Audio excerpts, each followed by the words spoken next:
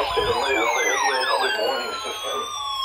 Specially built receivers are activated by the signal to warn of severe weather or other hazards. Tests are normally conducted each Wednesday between 11 a.m. and noon, and again between 6 and 8 p.m. If severe weather is expected on Wednesday, the test will be postponed until the next day, weather permitting. Reception of this broadcast, and especially the warning signals, can vary at any given location. This variability, normally more noticeable at greater distances from the transmitter, can result even though you are using a good quality receiver in perfect working order. Warning alarm tones are activated on transmitters for counties where the signal is reliably received, in sufficient strength for consistent and dependable service.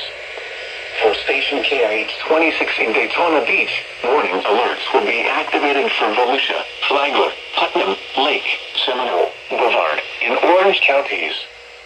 For station KIH 63 in Orlando, warning alerts will be activated for Brevard, Lake, Orange, Osceola, Polk, Seminole, and Volusia counties. For station WXJ70 in Melbourne, warning alerts will be activated for Brevard, Indian River, Orange, and Osceola counties. For station WWS69 in Fort Pierce, warning alerts will be activated for Indian River, Martin, Okeechobee, and St. Lucie counties.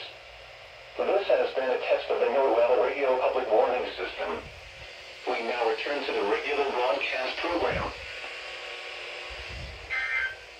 You have one unread message.